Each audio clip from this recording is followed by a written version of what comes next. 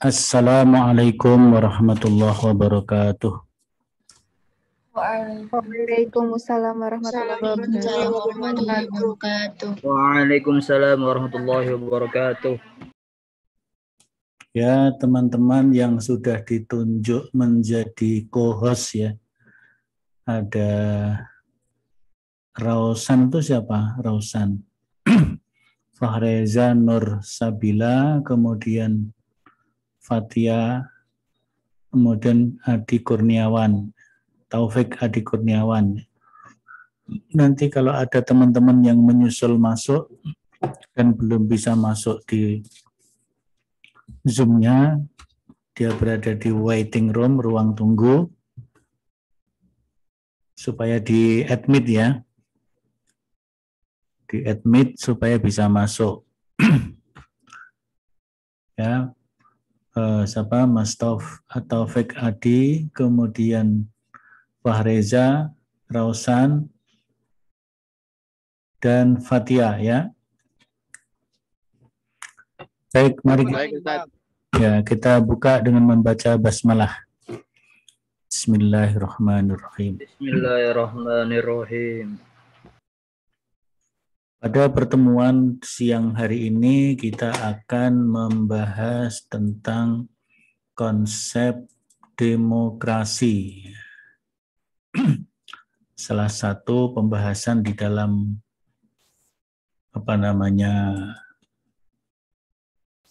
kewarganegaraan itu tentang demokrasi. Kehidupan yang demokratis itu yang memang harus diciptakan dimanapun berada, ya. Maka kita perlu memahami konsep dan teori, mungkin juga prinsip-prinsip demokrasi, terutama demokrasi di Indonesia, yaitu demokrasi yang berdasarkan nilai-nilai Pancasila. Kalau disebut nilai-nilai Pancasila berarti termasuk juga nilai-nilai dasar agama dan budaya yang dianut oleh bangsa dan masyarakat Indonesia. Kemudian dalam pembahasan mengenai demokrasi ini nanti juga ada pembahasan tentang apa yang disebut dengan masyarakat sipil atau civil society dan juga masyarakat madani. Banyak orang menyamakan antara civil society dan masyarakat madani. Mungkin secara bahasa memang sama. Masyarakat madani, kata-kata madaniyun itu atau madaniyah itu berasal dari suatu kata yang berbahasa Arab yang berarti peradaban. Jadi masyarakat al-mujtama al-madani artinya masyarakat yang beradab. Kemudian kalau civil society, civilized ya. Civilization itu juga peradaban. Jadi masyarakat sipil atau civil society berarti juga artinya masyarakat yang berperadaban, beradab. Jadi secara bahasa sama. Tapi apakah secara konseptual nanti sama antara civil society dan masyarakat madani? Nanti kita lihat ya. Nah sekarang konsep demokrasi terlebih dahulu. Bahwa demokrasi di Indonesia yang merupakan atau yang disebut dengan demokrasi Pancasila itu artinya adalah sebuah faham demokrasi atau mazhab demokrasi atau faham mazhab konsep praktek, hanya kadang-kadang prakteknya ini yang jadi masalah ya. Jadi faham dan konsep keyakinan demokrasi yang pertama dijiwai dijiwai, artinya ruhnya dijiwai oleh nilai-nilai Pancasila. Dijiwai oleh nilai-nilai Pancasila. Berarti ruh paham demokrasi itu adalah nilai-nilai Pancasila. Nilai Pancasila berarti nilai ketuhanan yang Maha Esa, kemanusiaan yang adil dan beradab, kerakyatan, peraturan persatuan Indonesia, kerakyatan, kemudian keadilan.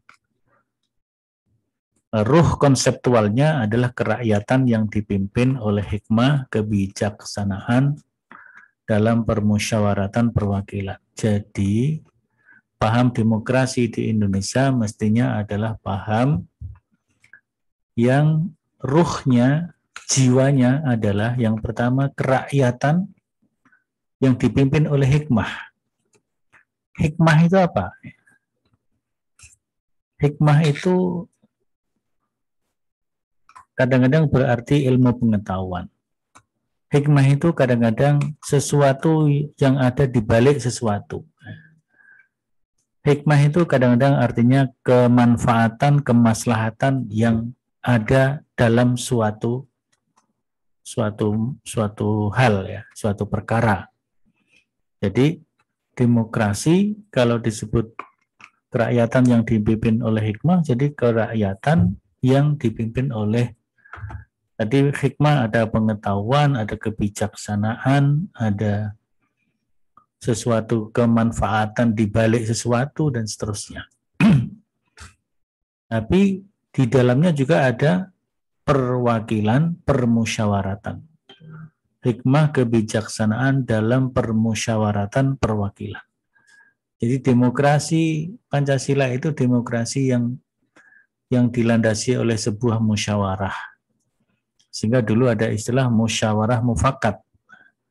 Musyawarah untuk mencapai mufakat.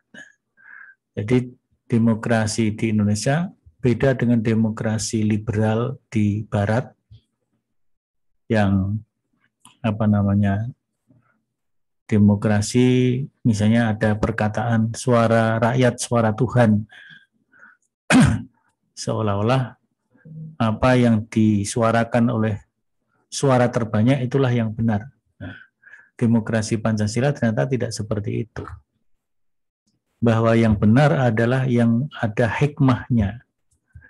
Yang benar adalah yang sudah melalui permusyawaratan. Itu ada yang perlu diadmit, tolong diadmitkan yang bertugas ya. Kasihan kalau nggak segera diadmit nggak masuk. Ya, siapa? Fahreza, Adi Kurniawan, Taufik ya. Kemudian Fatia. Nah. Jadi demokrasi di Indonesia mestinya tidak sekedar suara terbanyak. Suara terbanyak adalah yang harus diterapkan. Tidak begitu. Karena ada nilai musyawarahnya, ada nilai perwakilannya, ada nilai hikmahnya. Gitu ya. Ruhnya begitu. Itu kalau dipahami oleh semua orang ya. Persoalannya tidak semua orang paham ya. Bahkan pejabat-pejabat negara pun kadang-kadang lupa atau memang tidak paham. Kemudian yang kedua, paham demokrasi yang disemangati. Spiritnya ya hikmah, spiritnya ya permusyawaratan, spiritnya ya perwakilan, tapi tentu spirit pertamanya adalah ketuhanan yang Maha Esa. Berarti spirit tauhid. Spirit bertauhid. Sehingga demokrasi, perilaku demokrasi selalu dilandasi oleh sebuah akhlak yang mulia. Nah, ini yang idealnya begitu. Ya, kita ini perlu mengkaji yang ideal. Kemudian nanti bagaimana realitasnya ya kita perbaiki bersama. Yang ketiga dilandasi. Artinya landasannya di situ ada kumpulan konsep ideal dan implementasi dalam berdemokrasi yang merujuk kepada nilai-nilai Pancasila. Jadi mestinya memang begitu. Kalau ini bisa diterapkan mesti sangat bagus. Dan yang terakhir diwarnai. Artinya prakteknya, dampaknya selalu sejalan dengan nilai-nilai dasar Pancasila. Itu ya. Itulah maka kemudian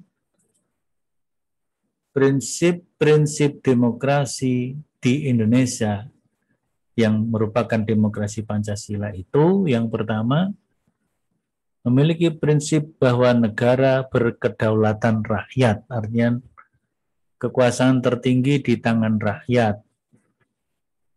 Nah, kerakyatan yang dipimpin oleh hikmah. Tetapi persoalannya sekarang ini bagaimana mempraktekkan kekuasaan tinggi di tangan rakyat itu. Kalau dalam Undang-Undang Dasar 45 yang asli, itu ada keterangannya. Kekuasaan tertinggi di tangan rakyat dan dilaksanakan oleh musyawarah Majelis Permusyawaratan Rakyat. Artinya, di dalam negara itu ada sebuah lembaga, dan dulu namanya lembaga tertinggi negara, yaitu Majelis Permusyawaratan Rakyat atau MPR. Sekarang Majelis Permusyawaratan Rakyat atau MPR itu bukan lembaga tertinggi negara. Jadi sudah melorot dari idealitas UUD 45 yang asli ya. Maka kemudian di dalam UUD 45 yang pasca amandemen itu berbunyi kekuasaan tertinggi di tangan rakyat dan dilaksanakan sesuai yang pelaksananya sesuai dengan undang-undang. Nah, ini masalah. Undang-undang disusun oleh orang-orang dari partai-partai politik, yaitu DPR. Maka sangat mungkin akan terjadi undang-undang itu disusun mengikuti kepentingan politik dari partai-partai yang ada di dalam DPR itu. Sehingga undang-undang pemilu selalu berubah mengikuti kepentingan hawa nafsu politisi-politisi itu, bukan negarawan-negarawan. Mestinya kan kalau dulu kan dilaksanakan oleh Majelis Permusyawaratan Rakyat, sehingga karena permusyawaratan rakyat tidak hanya politisi yang ada di sana, ada wakil dari partai politik, ada dari wakil-wakil golongan di masyarakat, ada wakil dari tentara atau ABRI, TNI ada. Sekarang TNI nggak ada. Di DPR, MPR, TNI tidak ada. Sehingga suara TNI tidak bisa mewarnai pergerakan politik dan demokrasi di Indonesia. Ini problem tersendiri sebenarnya. Maka sebenarnya pendiri negara ini dengan menyusun Undang-Undang Dasar 1945 itu memiliki visi ke depan. Kalau di sini disebutkan negara berkedaulatan rakyat,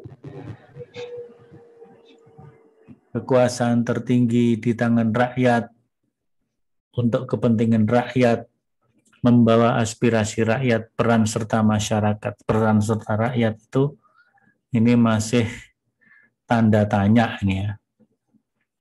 Nomor 2, 3, 4 ini tanda tanya sekarang ini. Mungkin plus minus ada tapi tanda tanya. Nah, kemudian yang kedua, negara melindungi segenap bangsa dan seluruh tumpah darah Indonesia. Tulisannya sudah bagus, tinggal prakteknya bagaimana. pemerintah dan warga negara bagaimana, bangsa dan produk-produknya, wilayah dan sumber daya alamnya, pemanfaatannya untuk ini melindungi segenap bangsa dan tumpah darah ini seperti apa. Nah, ini tugas generasi muda yang akan datang memperbaiki kalau sekarang ini banyak penyimpangan, ketimpangan. Berikutnya, prinsip yang ketiga, negara memajukan kesejahteraan umum. Ini lagi ya. Ada hubungannya pemerintah dan warga negara Indonesia. Cukup sandang apa iya, pangan apa iya, papan apa iya. Rasa tentram aman damai apa iya. Nah, itu monggo. Yang jelas prinsipnya ini sudah bagus. Tinggal prakteknya kita perbaiki terus. Negara mencerdaskan kehidupan bangsa. Ini lebih hebat lagi ya.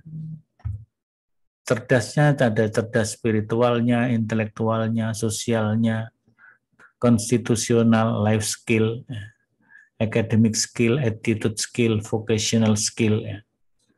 Ini juga berkaitan dengan hubungan antara pemerintah dengan warga negara. Bagaimana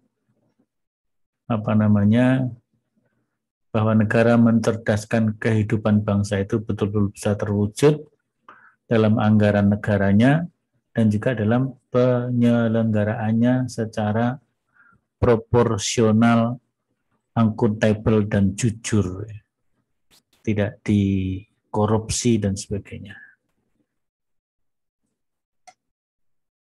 Prinsip yang kelima, negara sebagai bagian dari negara-negara yang ada di dunia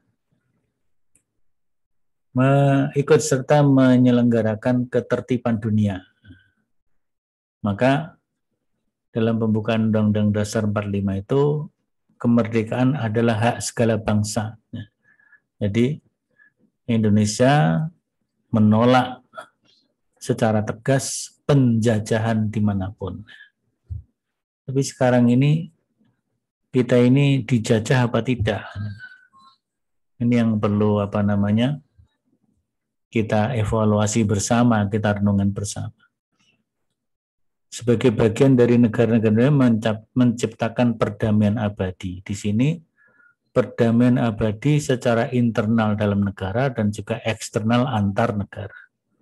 Begitu juga keadilan sosial. Ini semuanya sudah tertuang dalam Undang-Undang Dasar kita. Yang keenam, negara berdasar ketuhanan yang Maha Esa. Jadi ini ada di pembukaan UUD 45 sekaligus ada di pasal 29 Undang-Undang Dasar 45. Jadi kalau ditanya apa dasar negara kita? Dasar negara Indonesia adalah ketuhanan yang Maha Esa. Itu bunyinya begitu pasal 29. Negara berdasar kepada ketuhanan yang Maha Esa. Jelas dia. Di alinea keempat juga begitu.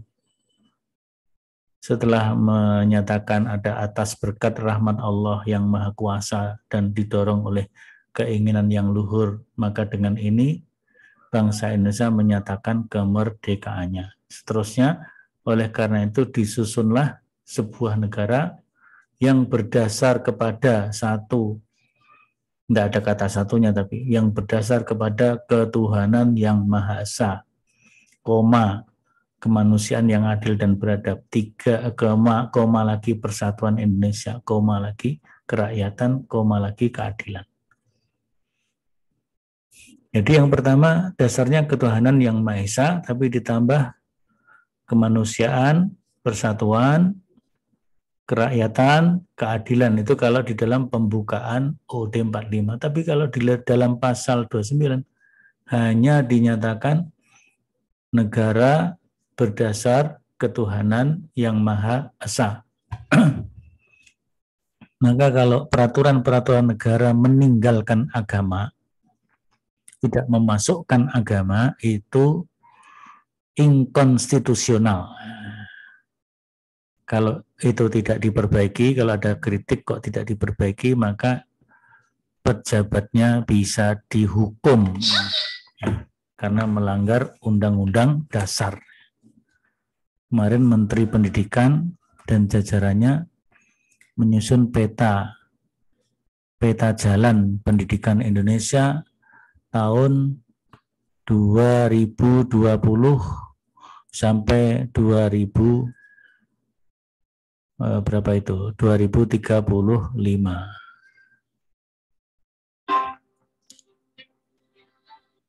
Jadi di situ dalam konsep peta jalan pendidikan itu Menteri Nadiem Makarim tidak memasukkan agama. Nah, kemudian dikritik oleh masyarakat ya. Terutama yang pertama mengkritik itu dari PP Muhammadiyah. Langsung disampaikan oleh ketua umumnya ya.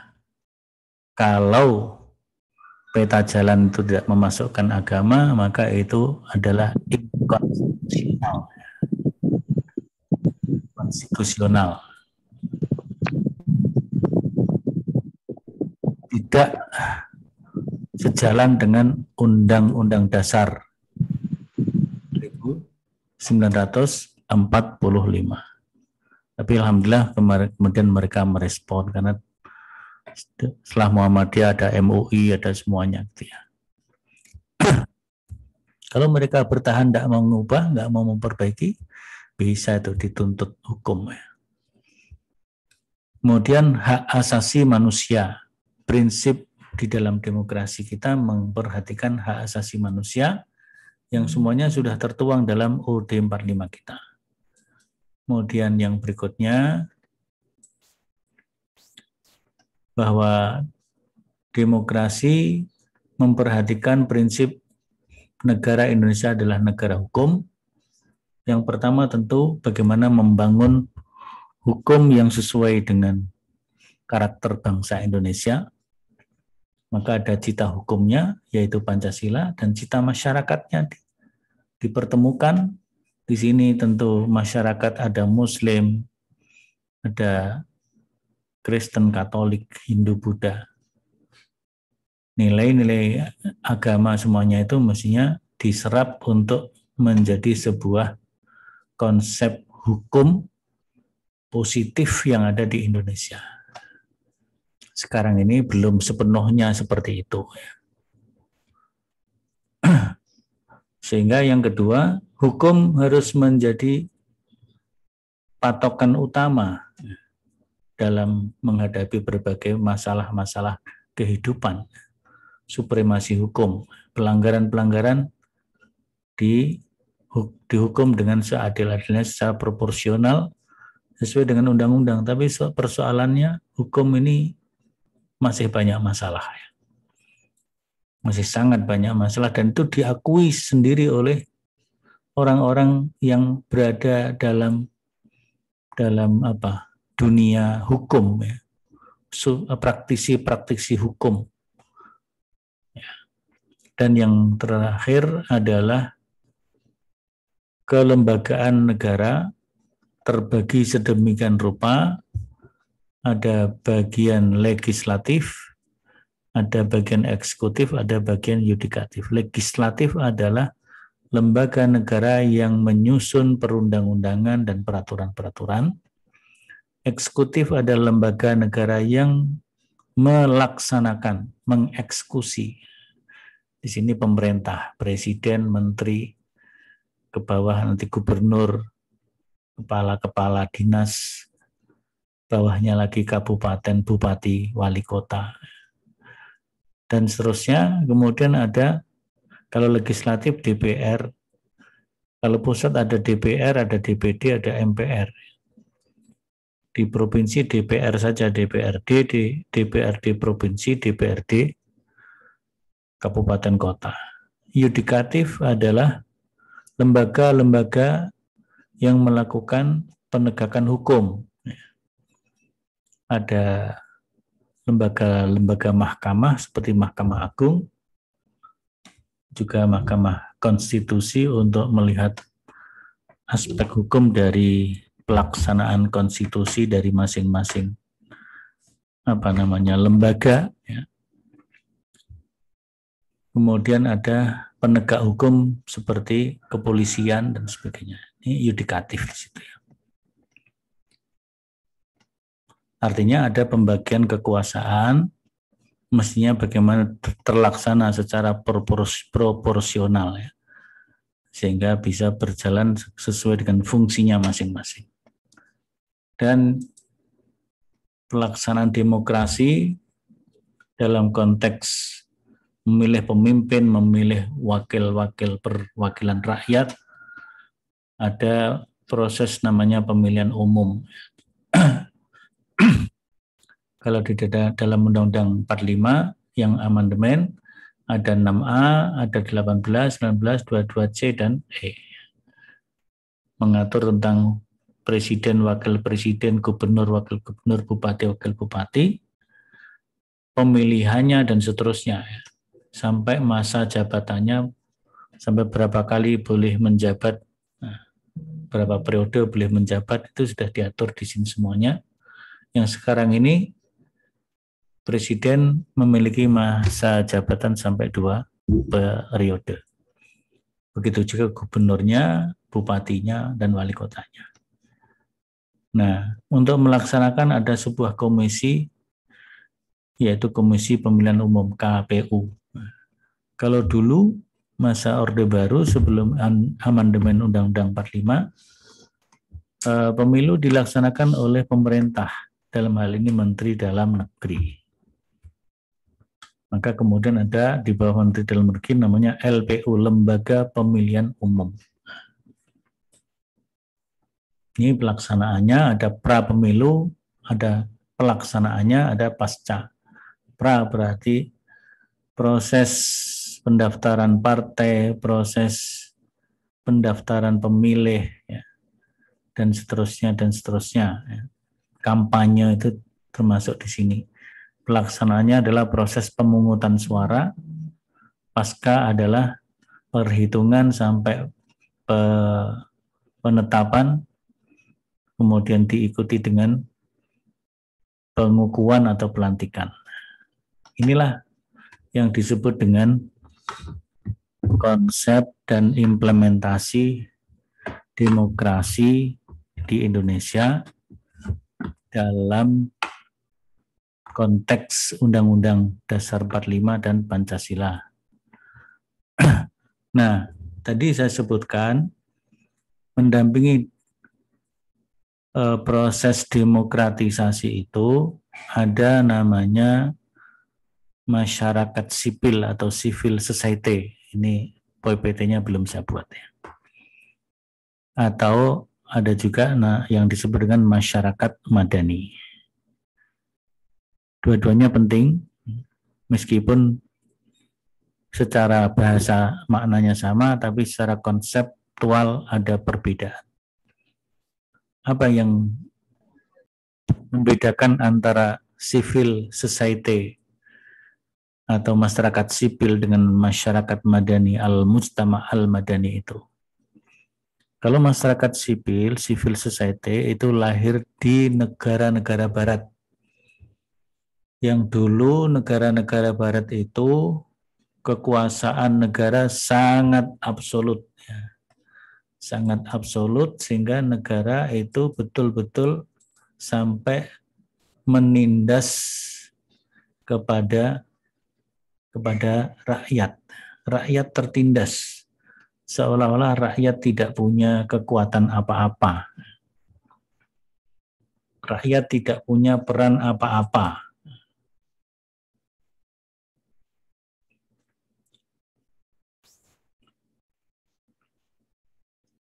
Kemudian lahirlah gerakan masyarakat yang menuntut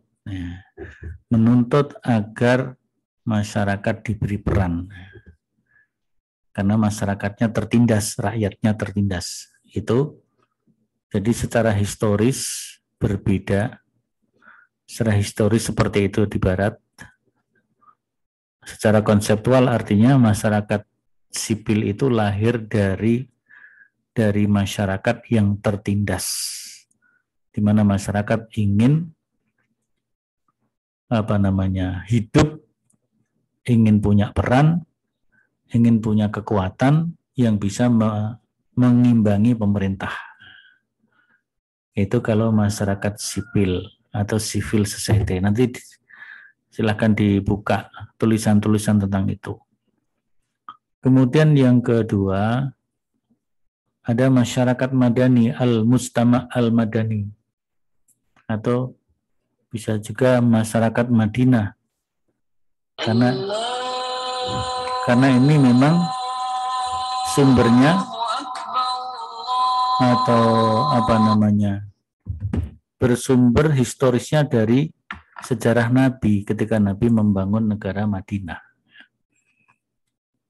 Nah, ketika Nabi membangun negara Madinah, justru Nabi berdasarkan wahyu Allah ingin mengangkat, memerankan masyarakat, rakyat, ya. Jadi justru inisiasi untuk memerankan masyarakat itu berasal dari pendiri dan pemimpin negara, yang pendiri dan pemimpin negara seorang Rasul, maka dia merupakan berasal dari wahyu Allah. Nah, jadi secara konseptual kan berbeda ya. Kalau di Barat karena masyarakat tertindas, masyarakat ingin memiliki kekuatan, masyarakat menuntut, ingin menjadi penyeimbang terhadap pemerintah. Tapi kalau di dunia Islam, dalam pandangan Islam, negara Madinah yang dipimpin oleh Nabi, justru Nabi sebagai seorang pemimpin, pendiri negara, karena dorongan wahyu Allah berupa Al-Quran, ingin supaya masyarakat itu, ya, karena Quran mengatakan begitu, masyarakat harus berperan. Masyarakat berperan, saling tolong menolong, ta'awanu 'alal birri wat taqwa wa la ta'awanu 'alal ismi wal 'udwan, ya, dan seterusnya dan seterusnya. Jadi disitulah perbedaan yang sangat diametral antara masyarakat sipil dan masyarakat madani. Tetapi kemudian secara maknawi banyak orang menyamakan karena memang secara bahasa sama. Oleh karena itu kedepannya ya sudah dikolaborasikan. Masyarakat sipil bisa lahir dari pemimpin yang baik, pemimpin yang penuh hikmah, pemimpin yang memperhatikan rakyatnya. Tapi bisa juga masyarakat sipil, masyarakat madani lahir dari masyarakat yang bangkit ingin memerankan diri menjadi penyeimbang, menjadi bukan hanya nah, jadi ingin bersama-sama dengan pemerintah membangun negaranya. Maka sebenarnya dua konsep itu bisa dikolaborasikan. Dalam konteks Indonesia tentu rakyat juga harus bangkit, pemimpin harus memperhatikan rakyatnya. Tetapi kalau menurut hasil penelitian para ahli ya, ada namanya dulu Profesor Osman Ralibi, kemudian ada Pak Munawir Syadzali. Munawir Syadzali pernah menjadi Menteri Agama, beliau menulis buku judulnya Islam dan Ketatanegaraan. Jadi Piagam Madinah, Piagam Jakarta itu yang kemudian jadi Undang-Undang Dasar 45 sebenarnya merupakan kelanjutan dari Piagam Madinah yang dibentuk oleh Nabi, yang disusun oleh Nabi Shallallahu Alaihi Wasallam. Itulah hal yang sangat penting, ya. Sehingga bagaimana saudara bisa mengungkap, ya, meringkas, meresum, mencatat dengan singkat dan padat tiga hal itu. Yang pertama adalah konsep teori makna, konsep, dan teori demokrasi di Indonesia, dan juga pelaksanaannya. Yang kedua tentang masyarakat sipil, dan yang ketiga tentang masyarakat madani.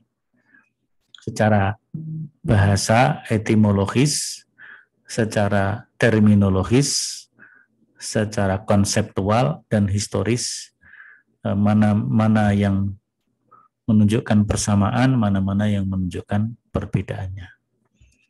Baik, saya kira kita cukupkan. Memang kita hanya sampai azan asar, nih sudah azan asar ya. Waktunya sekitar 50 menit.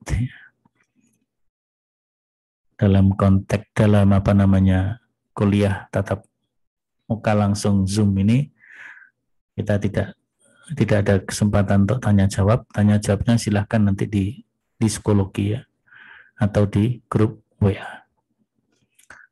Baik, saya kira begitu untuk siang hari ini. Untuk itu mari kita akhiri bersama pertemuan ini dengan membaca hamdalah. Alhamdulillahirabbil alamin. Assalamualaikum warahmatullahi wabarakatuh. Waalaikumsalam warahmatullahi wabarakatuh.